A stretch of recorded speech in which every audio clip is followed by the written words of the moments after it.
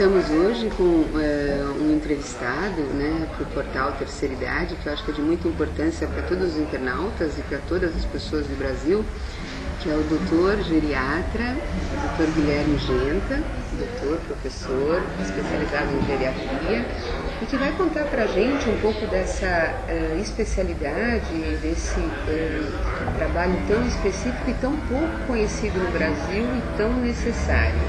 Então, Guilherme, tudo bom? Então, eu queria que você contasse para nós, para os internautas.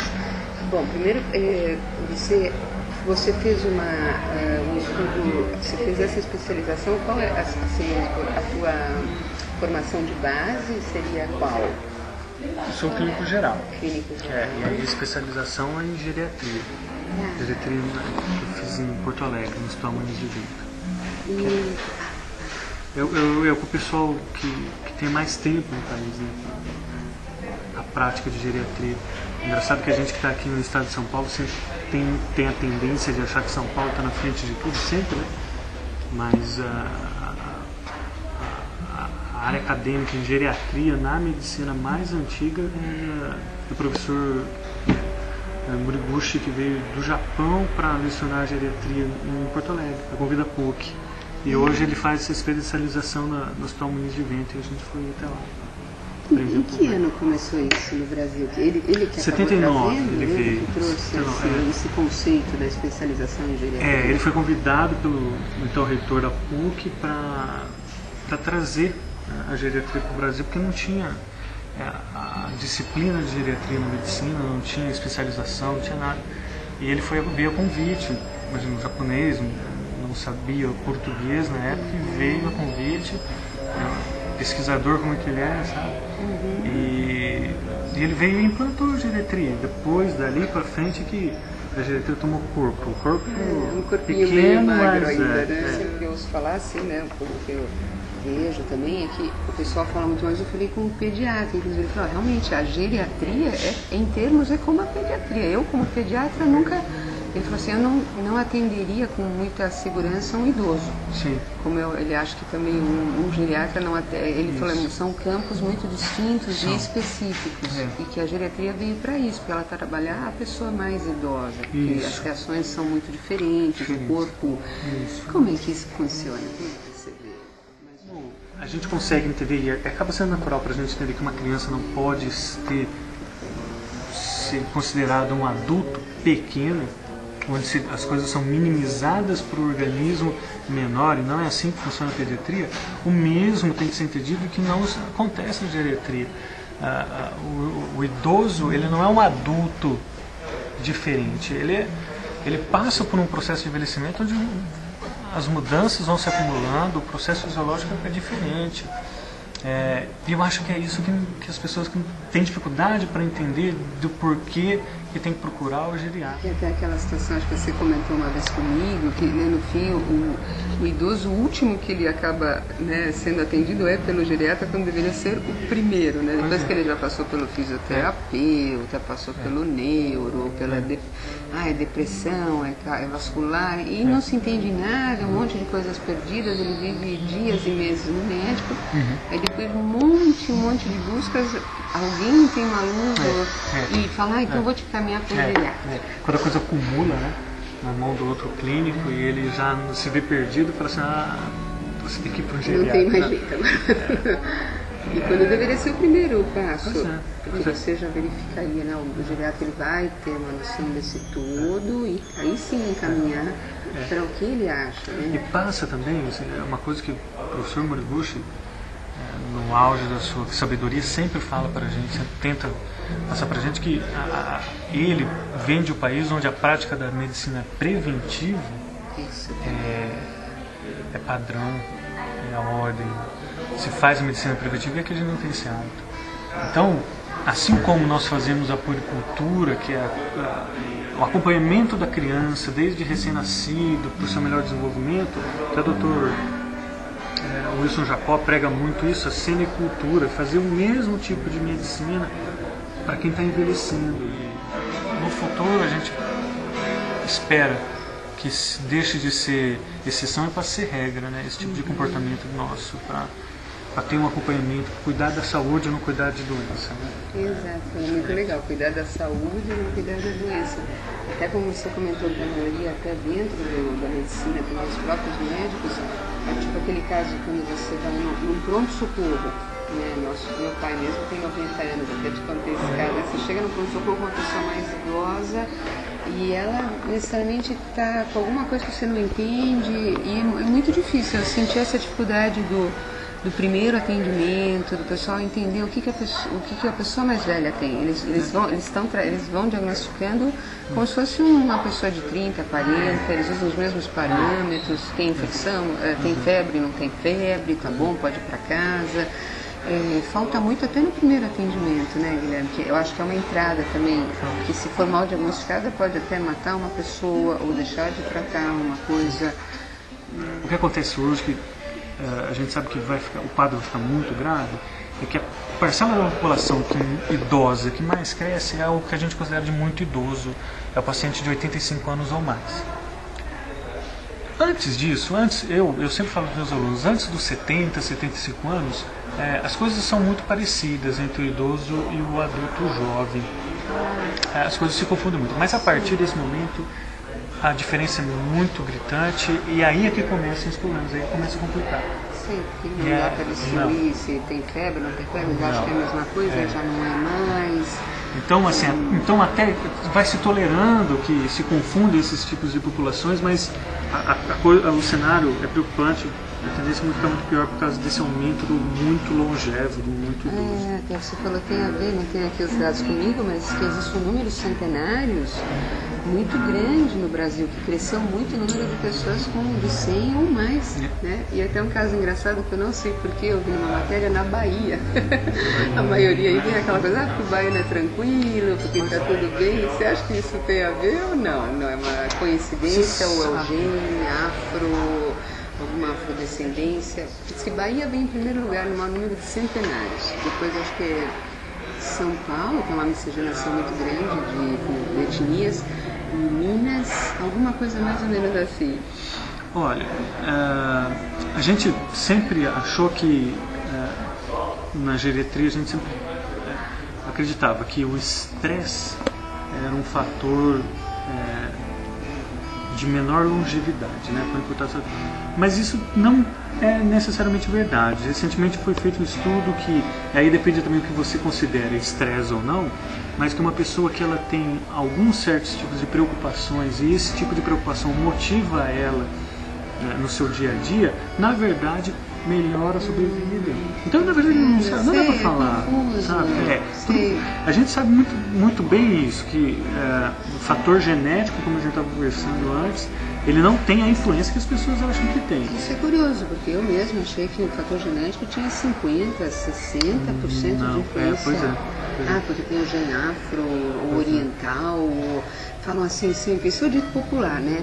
A pessoa tem origem afro, ela é mais forte, ela envelhece mais tarde, o oriental também sempre fica magrinho, ele tem... Isso, então, é muito mito, é muito... É engraçado, lá em Porto Alegre a gente acompanhava os resultados do estudo do professor Moriguchi, que acompanhou o pessoal de Okinawa, que é a ilha no Japão onde tem a maior longevidade, que vieram para o Mato Grosso do Sul, se eu não me engano, e se perdeu toda essa longevidade.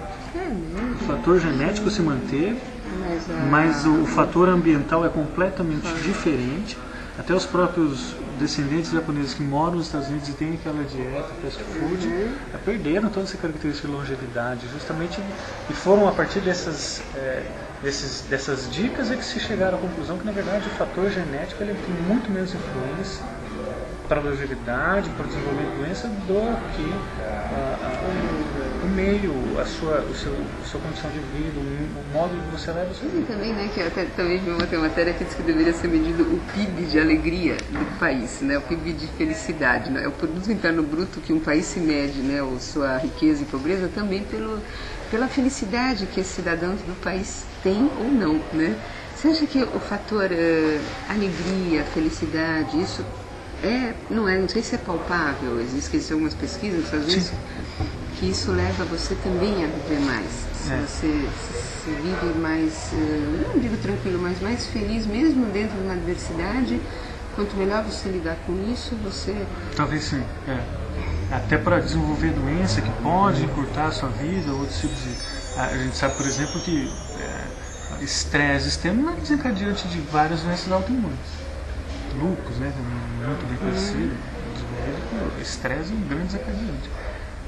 E que isso pode encurtar a sobrevida da pessoa em termos de anos, piorar a qualidade de vida que ela vem a ter de sobrevida, mas sem dúvida o nosso conceito é de que, apesar das adversidades, você ter lidar melhor com isso, e aí o conceito de felicidade, estresse, né, tem que variar, você tem que analisar tudo isso, é melhor do que você viver somente na adversidade e isso te trazer depressão, te trazer amargor, como queiram chamar. E mesmo que a pessoa mais idosa, ela está convivendo em grupo, participando, está ativa, isso tudo leva também a uma grande diminuição de medicação, de tratamento, de diagnóstico, e ela vai ficando bem, porque ela sempre tem aquela questão de exercitar o neurônio. Diz que os neurônios são meio que nem um elástico, que você vai... Como é que essa... Mas eu ouço falar, agora não, mas você isso fala. a gente tenta simplificar, não é bem assim, mas a gente sabe que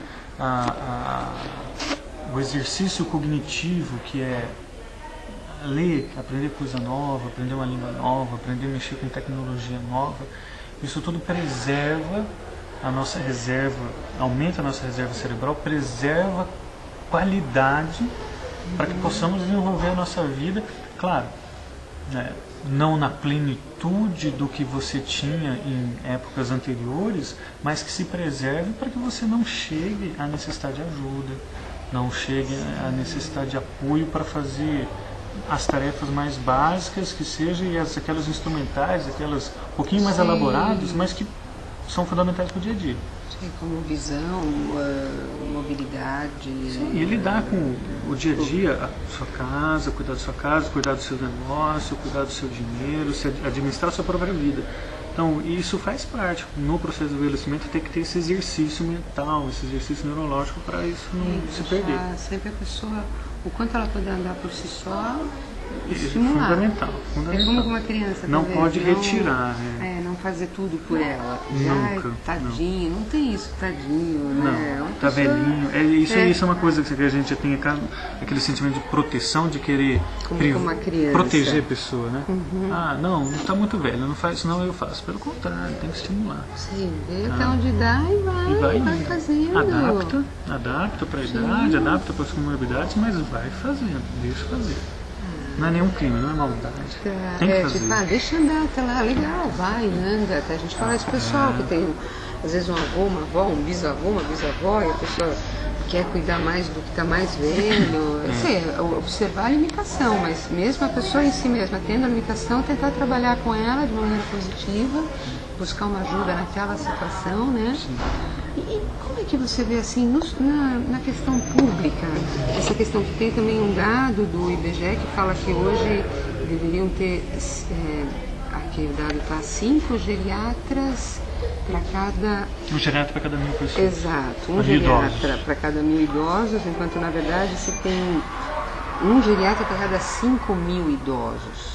Como é que o setor, como é que os órgãos públicos veem isso, os privados, como é que você acha que está essa questão no meio da saúde, pública e privada? A gente não vê nenhum esforço para mudar a situação.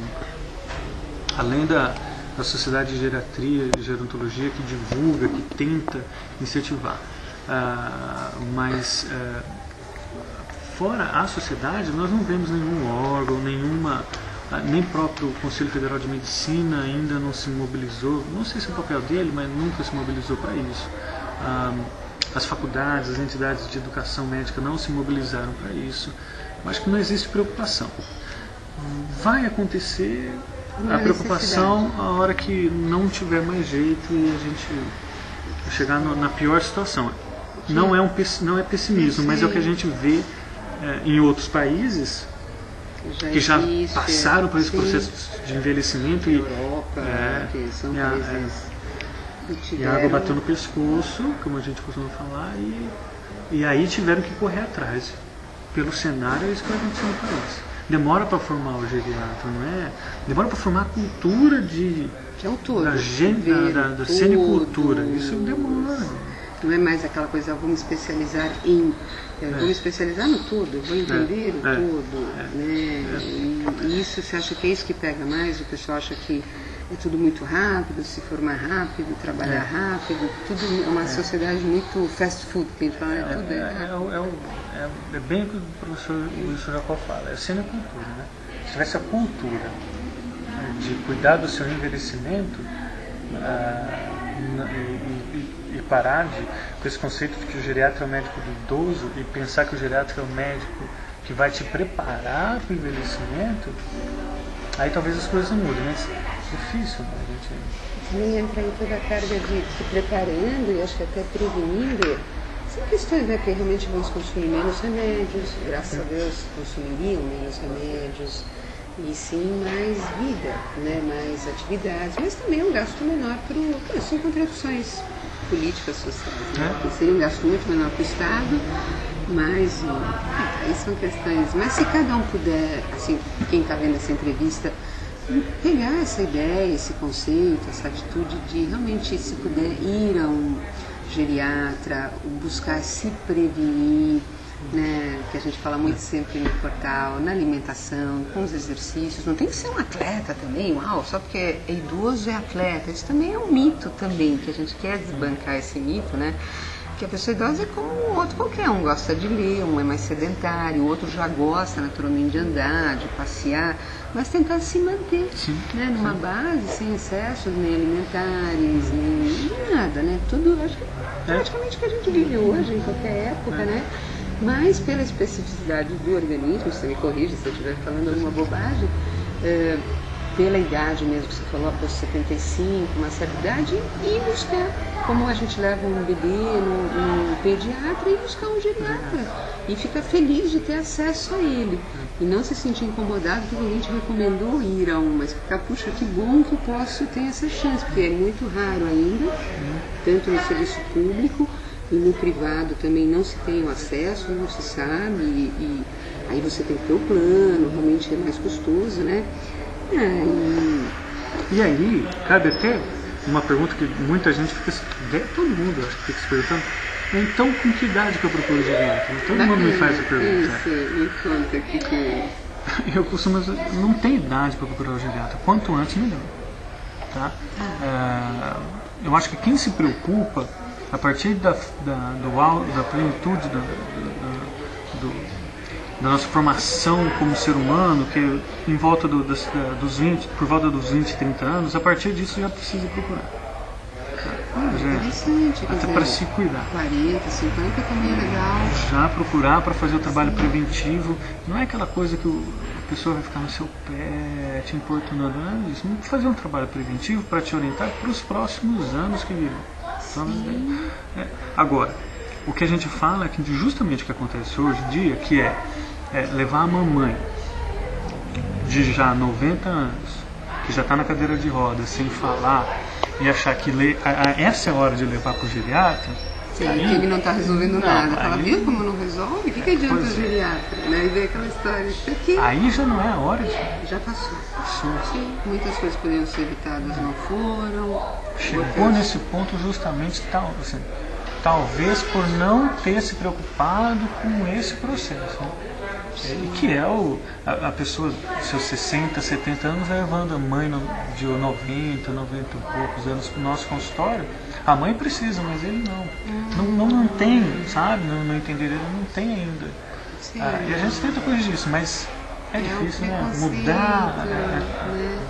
Legal, eu mesmo vou depois fazer uma consulta com você. Não, realmente ele é um belo médico, inclusive já me consultou também em outras áreas, né, como médico clínico geral. Que eu acho que isso é fundamental você pensar assim, eu vou a um clínico geral, que também é especializado em, né, quando a gente tiver um pouco mais de idade, como o organismo vai reagir, mas o teu olho é de um clínico geral. Sim, é tem todo, que ser detalhe por detalhe, coligar as coisas, buscar, pesquisar, que a gente vê muito que falta hoje no médico. Você vai lá, você te dá um Tilenol, te manda para casa, né? Tudo é Tilenol, é Buscopan, né? Pressão alta, pressão baixa, mas não vê a raiz, não vê o porquê da questão. Né? Legal, então olha, te agradeço pela entrevista. Né?